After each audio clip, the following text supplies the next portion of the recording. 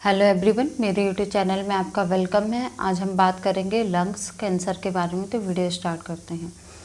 Lungs cancer हम कैसे पहचानें कि पेशेंट को लंग्स कैंसर हो गया है। तो पहले मैं आपको लंग्स के बारे में बता देती हूँ।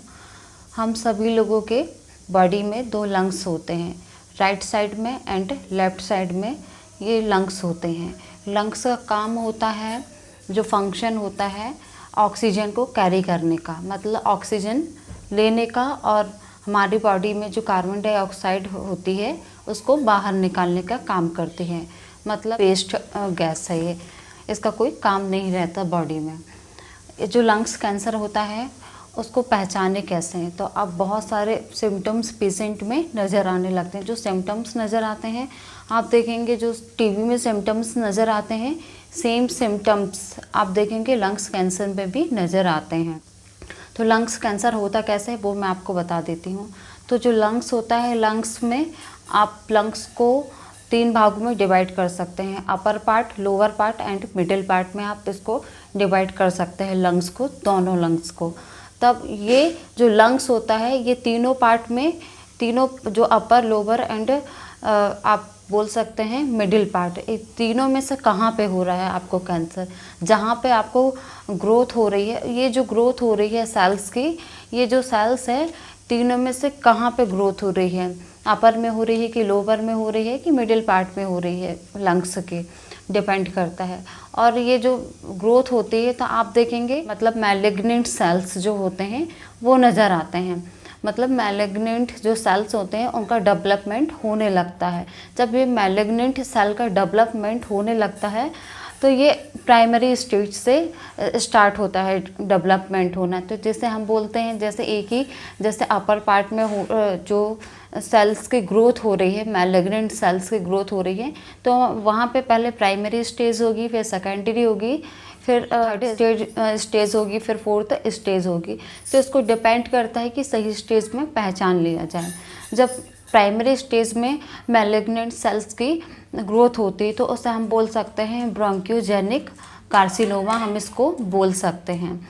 जो सेल्स की ग्रोथ होती है तो वो होती है एल्वुलाई में होगी, या तो फिर आप देखेंगे ब्रोंकाई में होगी, या तो फिर ब्रोंक्यूल्स में होगी। ये एक लंग्स के पार्ट है। इसमें क्या होता है कि इसमें जो मैलिग्नेंट सेल्स है उसकी ग्रोथ होती है।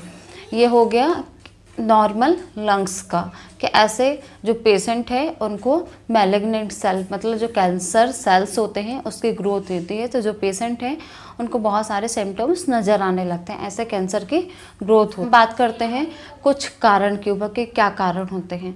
उससे पहले मैं आपको बता दूं कि जो लंग्स कैंसर होता है वो मेल्स को ज़्यादा होता है और जो फीमेल्स हैं उनको कम देखने को मिलता है लंग्स कैंसर। फर्स्ट कारण आप देखेंगे लंग्स कैंसर का वो होगा स्मोकिंग। आप देखेंगे कि बहुत सारे ऐसे लोग होते हैं जो जेंट्स होते हैं, आजकल तो फीमेल्स भी आप देखेंगे कि बहुत सारी स्मोकिंग है वो करने लगी हैं, लेकिन जेंट्स अधिकतर आप देखेंगे कि जेंट्स में ज़्यादा देखा जाता है, क्योंकि जेंट्स जो होते हैं वो कंटिन्यू स्मोकिंग करते रहते हैं, सिगरेट करते हैं, स्मोक करते हैं, या फिर आप देखेंगे बीड़ी स्मोकिंग करते हैं। तो इस टाइप से आप देखेंगे कंटिन्यू स्मोकिंग कई सालों से करते रहते हैं, तो उनको जो लंग्स कैंसर है वो देखने को मिलता है। आप जो नेक्स्ट आप कारण बताती हूँ मैं आपको, वो है जेनेटिक। आप देखेंगे किसी फैमिली की हिस्ट्री में जैसे लंग्स कैंसर है तो उस पेशेंट को भी लंग्स कैंसर हो सकता है। जो नेक्स्ट कारण है वो आप देखेंगे कल का एनवायरनमेंट है, उसमें बहुत सारी गैसेस और बहुत सारी आप देखेंगे केमिकल देखने को आपको मिलेगा।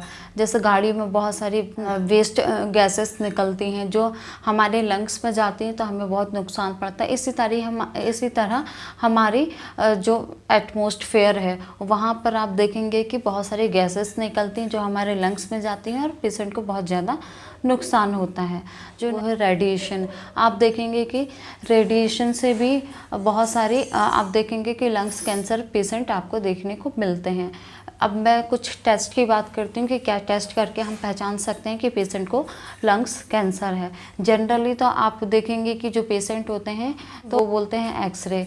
जब पेशेंट का एक्सरे होता है तो उसमें एक्सरे में आपको पता चल जाता है कि जो पेशेंट है उसको क्या प्रॉब्लम हो रही है एक्सरे देख के।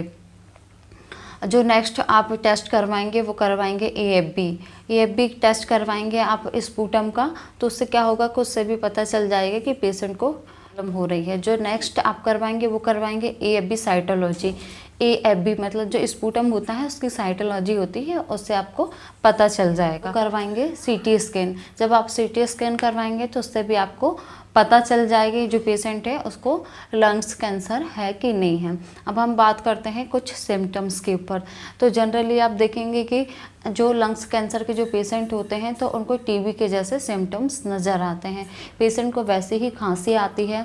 आप देखेंगे जब पेशेंट को खांसी आती है तो खांसी के साथ क्या होता है कि आप कई बार देखेंगे कि स्पूटम निकलता है, बलगम निकलता है। जो बलगम निकलता है आप देखेंगे कई बार नॉर्मल बलगम निकलता है, कई बार आप देखेंगे बलगम के साथ आप ब्लड निकलता है, या फिर जो स्पूटम निकल रहा है, बलगम निकल रहा है, उसका कलर चेंज होता है। तो इस प्रकार से आप डायग्नोसिस कर सकते हैं, मतलब पहचान सकते हैं कि जो पेशेंट है उसको क्या प्रॉब्लम हो रही है। लेकिन बहुत प्रॉब्लम होती है, वो सही से सांस नहीं ले पाता है, पेशेंट को चेस्ट पेन होना स्टार्ट हो जाता है, पेशेंट सही से सो नहीं पाता है।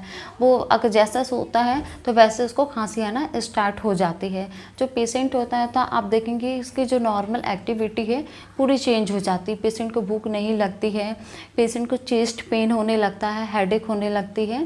ये सारे सिम्टम्स आप देखेंगे जनरली नज़र आने लगते हैं। जो खांसी है आप देखेंगे कंटिन्यू बनी रहती है। ऐसा नहीं है कि अभी पेशेंट को खांसी आ रही है और कुछ टाइम बाद रुक जाए। जैसे पेशेंट लेटता है तो पेशेंट को खांसी आने लगती है, सांस लेने प्रॉब्लम होने लगती है। पेशेंट कुछ भी खाता है या पीता है तो उसको निगलने में प्रॉब्लम होने लगती है।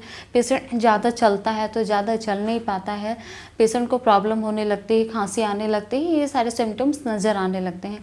पेशेंट अगर बैठ के भी खांस रहा है तो आप देखेंगे कि जो खांस रहा है तो उसमें आप देखेंगे सीटी जैसी आवाज़ आ रही है, ऐसा आपको देखने को मिलेगा। मेडिसिन के ऊपर होम्योपैथी मेडिसिन, जो मेडिसिन आपको लेनी है वो आपको लेनी है ब्रोनिया अल्वा 30 पोटेंसी में, ये भी आपको लेना है। जो नेक्स्ट मेडिसिन हाइड्रेस्टिस 30 पोटेंसी, ये भी आपको लेना है। और जो ये मेडिसिन आपको लेनी है तो दिन में 2 बार लेना है। तो ये जो नॉर्मल मेडिसिन मैंने आपको बताई लंग्स कैंसर के लिए, ये मेडिसिन आप लेंगे तो काफ़ी हद तक आपको आराम मिलेगा।